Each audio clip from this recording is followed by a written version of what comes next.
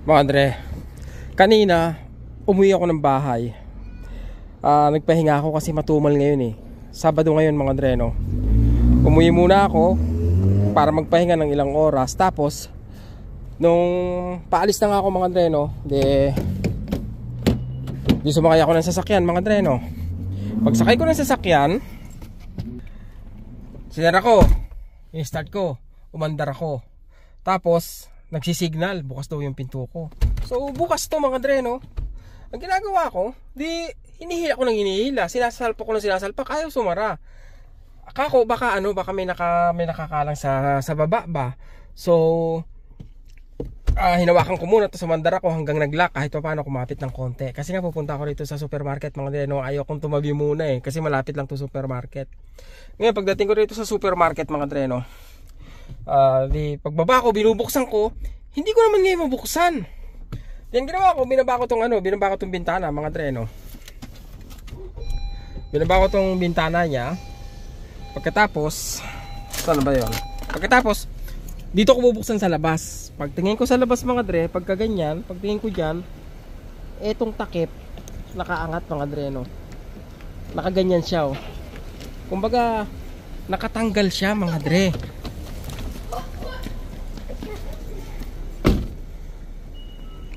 Nakatanggal siya. Nakaganyan siya kanina, oh. Kaya pala ayaw sumara. Tapos pinilit ko, may nabasag sa kanya. Ito, nabasag tong nandito. Pagkatapos tingnan niyo yung ginawa sa susian mga Andre, no? Di ko alam kung ano, basag din pala yun, no? So sinusubukan talaga nilang tanggalin mga Andre, no? Karnaper o pambihira.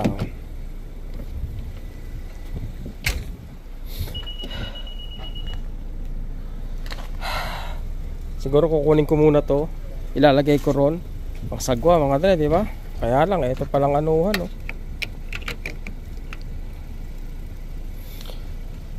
Ay, ang galing, no?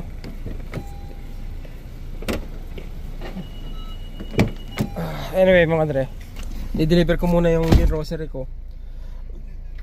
Yung tangka ang karnapen o pinaglaruan ng mga bata. Pagising ko ngayong umaga, akala ko mga Andre, wala na yung sasakyan ko.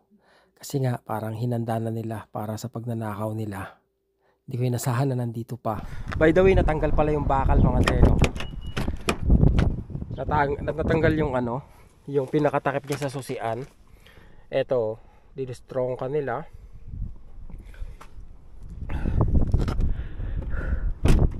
Kaya na ikabit ko to mga Andre, no? Kaya na ibalik ko to.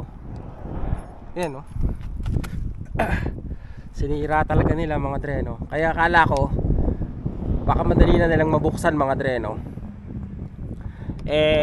Hindi ko na muna ipapagawa yan kasi mahal din yan mga Andre, no? Pambihira, oh. Oo nga pala ngayon, hindi ko na maipasok yung susi mga Andre. Hindi na magamit yung susi. Lastik na yan, oh. Pagkatapos may napanood naman ako sa Facebook kung paano ang sistema ng pagdadala ng sasakyan sa South Africa mga Andre, no? Yung mga nakakarnap na sasakyan. Kasi sa totoo lang dito mga Andre, no? Dito sa amin, sa Montreal, ang dami rin karnaping na nagaganap dito mga Andre, no? Lalo na sa sa Toronto. Mas madami yata ron. Grabe rito mga Andre, yung mga karnaping na nagaganap. Ang masakit pa ron, yung mga pulis wala rin basta-bastang magawang aksyon. Kasi may napanood ako sa CBC yun mga Andre, no? Canadian Canadian Broadcasting Corporation yata, tama ba? Basta si CBC mga Andre, no? May napanood ako ron na kung saan yung sasakyan niya mga Andre, no, nilagyan niya nung Apple AirTag. Pagkatapos nakahanap nga yung sasakyan niya mga Andre, no. Nakita niya ngayon dun sa sa AirTag niya na yung sasakyan niya nasa ganitong port. So tinawagan niya yung mga pulis, sinabi niya nandito yung sasakyan niya sa eksaktong location mga Andre, no. Pumunta yung mga pulis, parang inikutan nila, Tapos sinabi niya kung nasaan yung sasakyan niya. Pero walang ginawang aksyon yung mga pulis, mga dreno, kasi sinasabi nila na hindi nila jurisdiction yung, kaya wala silang magagawa. So hanggang yung sasakyan niya, mga dreno, nakarating na sa Africa. Tapos ang ginawa ng may-ari ng sasakyan, humanap siya ng private investigator para i-locate yung sasakyan niya doon sa Africa, mga dreno. Tapos nakita nga yung sasakyan niya, pinapicturean niya pa yung VIN number dito sa may sa may harapan. Pinapicturean niya. Tapos ayun nga, yung sasakyan niya nandoon na, mga dreno. Kaya ayun ang isang rito, isang bagay, mga dreno, yung jurisdiction ng mga pulis, na halos wala rin silang magawa pagdating sa ganung bagay, mga dreno. Kahit nandun pa yung sasakyan mo, alam mo kung nasan, hindi nila ma-retrieve, mga dreno. Anyway, buti hindi nakarnap, kundi wala tayong panghanap buhay, di ba? Wala tayong pang extra income.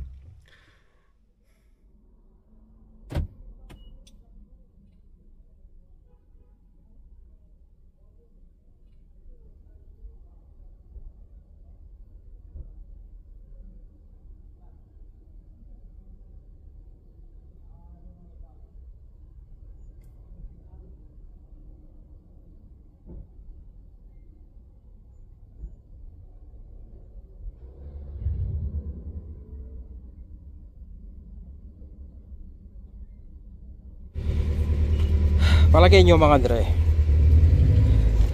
kasi iniisip ko wag ko muna talaga siya ipagawa, mga Dre, no?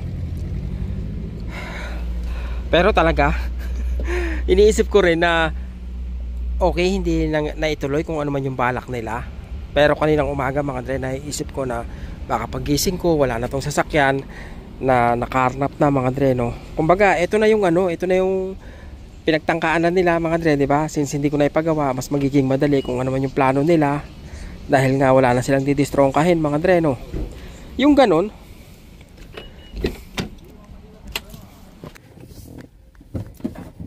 parang nga, mga Dre, yung ano ba yung nabanggit ko nina? Nabanggit ko ba? Yung parang precursor na nila sa pagnanakaw sa sasakyan, mga Dre, no?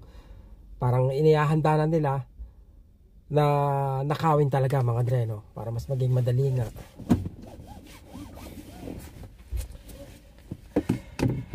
Tumitingin ako ng kapalit pala na parts, mga Dre, no?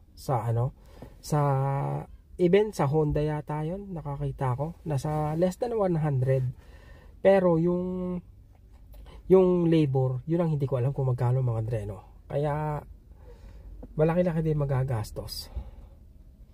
Anyway, bala ko pabayaan muna siyang ganyan, mga Dre, no? Kasi hindi ko naman kailangan susian, dahil push start naman, mga Dre, no? Pabayaan ko muna ganyan. Siguro pag nakaluwag-luwag na, mga Dre, no? At meron ng sapat na halaga, tsaka na ipagawa. Tsaka yung ganyan na muna siya. At hopefully wala na magtangka uli, mga Dre, no? Kung kakarnapin, sana karnapin na, mga Dre, no? Wag nang sirain. Sisirain tas iiwanan. Kung kukunin nila, kunin na nila. Kasi, mga Dre, let's say katulad no, nasira yun, mga Dre, no? Gusto kong i-report sa insurance para somehow may tawag sila, may tinatawag silang hit and run, mga Dre, na ganun. O kaya baka ito pwedeng i-report ko sa kanila na oo, ipapagawa nila, wala akong babayaran. Pero ang downside nun, mga Dre, pwedeng tumaas yung premium ko, pwedeng i-jack up nila yung premium ko kasi nga nag-claim ako. Kaya hindi ko na i-report, ako na lang yung magpapagawa. Pero hindi sa ngayon. Tsaka na pag kumita na tayo ng sapat dito sa pag-u-Uber, mga Dre, no?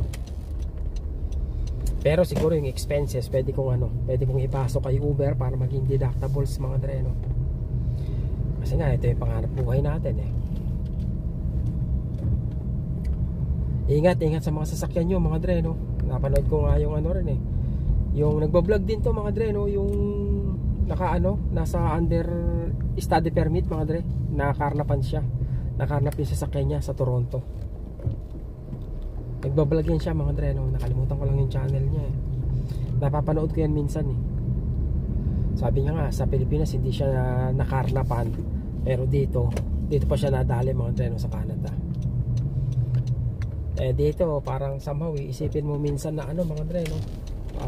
Malambot ba yung batas? Tsaka sa sobrang higpit nila sa pagpapatubad ng batas is minsan napipilay mga dre yung yung pagsugpo sa krimen.